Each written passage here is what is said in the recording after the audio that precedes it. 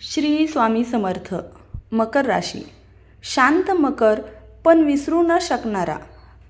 मकर राशी या राशीचा स्वभाव एक विचित्र गूढतेने भरलेला असतो. ही व्यक्ती दिसते तितकी थंड आणि स्थिर नसते. तिच्या आत खोलवर चाललेली एक युद्धभूमी असते, जी फार थोड्यांना दिसते. मकर राशीचा एक ठाम नियम असतो: मी माफ करू शकत नाही पण विसरू शकत नाही. कधी काळी कुणीतरी त्यांच्या भोळ्या विश्वासाचा फायदा घेतलेला असतो. कुणीतरी त्यांचं नाव बदनाम केलेलं असतं अथवा त्यांचे श्रेय दुसऱ्यांनी लुटलेलं असतं. आयुष्याच्या एखाद्या टप्प्यावर त्यांनी शांतपणे अन्याय सहन केलेला असतो, कुणालाही दोष न देता, पण त्यांचा अंतरंग ते कायम लक्षात ठेवत असतात. मकर राशीला नियतीने नेहमीच परीक्षा घेतल्यासारखं वाटतं की मी इतकं प्रामाणिक राहूनही का दुःख सहन करत आहे. पण ब्रह्मांडाला एक गोष्ट माहीत असते: मकर राशी अशीही सहनशील असते, पण दुःख विसरणारी नसते. आता वेळ जवळ आली आहे एक जुना हिशोब पूर्ण होण्याची, एक दडपलेली वेदना उलगडण्याची. आणि मकर राशीच्या अंतरी आम्ही उभ्या असलेल्या न्यायाच्या देवतेने आपली तलवार उचलण्याची. 2026 सालच्या उत्तरार्ध शनी, गुरु आणि मंगळ यांचे ग्रहसंयोग तयार होत आहेत. ते मकर राशीचे आयुष्यातील जनतेला उत्तर देणारा काळ सुरू करत आहेत. जे शांत होते ते आता जागृत होणार आहेत. तुझे पाठी फिरले होते ते पुन्हा तुमच्याकडे वळणार आहेत. पण यावेळी उत्तर तुमच्याकडे असेल आणि निर्णयाची वेळ प्रमाण काढून येणार आहे. नंबर 1 आहे जुना हिशोब पूर्ण होणार.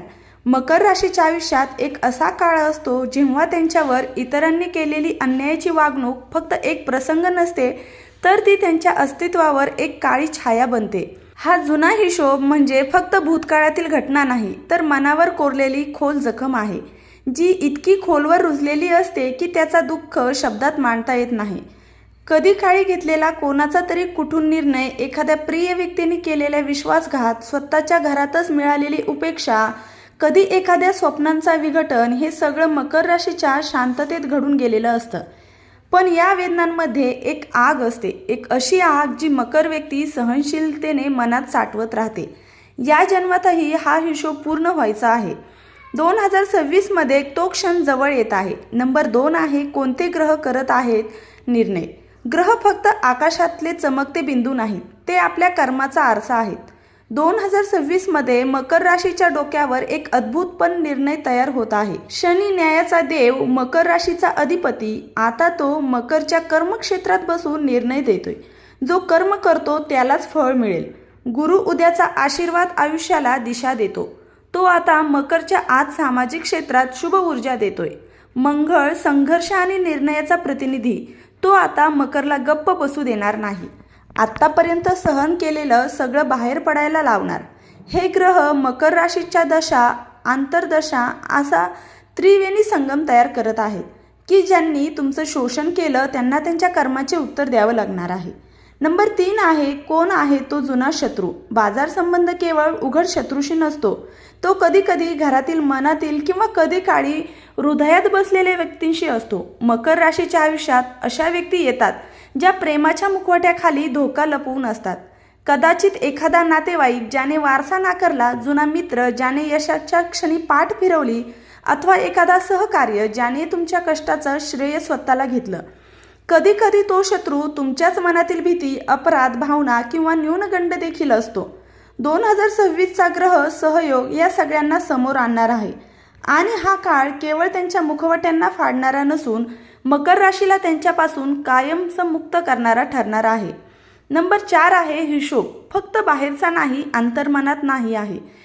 काही हिशोब आयुष्याचे नसतात, ते आत्मविश्वासाचे असतात. मकर राशीने खूप वेळा स्वतःलाच दोष दिलेला असतो. मी का गप्प बसलो, मी का नाही लढलो, मीच का इतकं सहन केलं, अशा प्रश्नांची साखळी त्यांना आतून पोखरत असते. पण 2026 हे वर्ष एक आत्मप्रबोधन घेऊन आले आहे. शनी आणि गुरु एकत्र सांगत आहेत, हे तुझे अपराध नाही, हे तुझं शौर्य आहे. मकर राशी आता स्वतःला माफ करणार, स्वतःच्या मर्यादांवर विजय मिळवणार आणि हेच खरे कर्म हिशोबाचे पूर्णत्व ठरणार. नंबर 5 आहे हिशोब पूर्ण होण्याची वेळ. तारका आणि कालखंड या हिशोबाची वेळ एक वळणावर येऊन उभी आहे आणि त्या विशेष ग्रहयोगानुसार खालील कालखंड विशेष परिणामकारक ठरतील. नंबर 1 आहे मे महिन्यातील 26 ते जून महिन्यातील 15, 2026. शनी मंगळाचा योग संघर्ष उफाळून येईल. जुने मुद्दे उघड होतील. नंबर 2 आहे जुलै महिन्यातील 5 तारीख ते ऑगस्ट महिन्यातील 20 तारीख. गुरूंचा आशीर्वाद निर्णय प्रक्रियेला दिशा देईल. नंबर 3 आहे सप्टेंबर महिन्यातील 12 तारीख ते नोव्हेंबर महिन्यातील 25 तारीख. या कालखंडात तुमचा हिशोब पूर्ण होण्याचा कालखंड आहे. ज्यांनी तुमचा रस्ता अडवला त्यांना आता थांबवलं जाईल. या काळात मकर राशीला जरी भावनिक आव्हान आले तरी त्यामागे मोक्ष आणि न्याय लपलेला असेल. नंबर 6 आहे उपाय, शक्तिशाली मंत्र आणि आचरण. मकर राशीला हा संघर्ष जिंकण्यासाठी आध्यात्मिक आयुष्य वापरावे लागेल. केवळ कृती नाही तर शुद्ध विचार आणि संकल्पशक्ती हवीच. शनिवारी उपवास धरून काळे वस्त्र परिधान करा आणि लोखंडी वस्तूचे दान करा. गुरुसाठी मंत्र ओम ग्रहस्पते नमः आणि गुरुवारी हळदीचा तिळाच्या तेलाचा दीपक लावावा. मंगळवारी लाल फूल आणि गुळ दान करा. अंतर्मनासाठी दररोज सकाळी 10 मिनिटे ध्यान धारणा करा.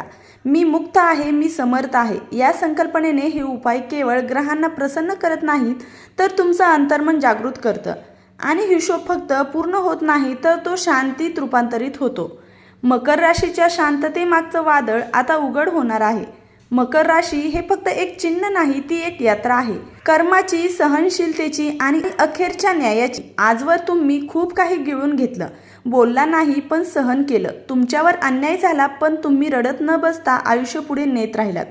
पण आता ब्रह्मांडाने स्वतः पुढाकार घेतलाय. तुमच्या शांततेत किमतीचा हिशोब मांडायला 2026च्या उत्तरार्धात हे ग्रह सहयोग म्हणजे तुमच्या कर्माचे उत्तर. ज्यांनी तुमच्यावर अन्याय केला त्यांना आता त्यांच्या कर्माचे फळ मिळणार आहे, तेही ब्रह्मयोगाच्या माध्यमातून. जिथे न्याय थांबत नाही, पूर्ण होतो. हा काळ केवळ सोडायचा नाही तर मुक्ततेचा आहे. हा काळ केवळ न्याय मिळवण्याचा नाही तर स्वतःला समजून घेण्याचा आहे. हा काळ केवळ दुसऱ्यांना हरवण्याचा नाही तर स्वतःला जिंकण्याचा आहे. मकर राशीचे लोक आयुष्यभर शांतच असतात.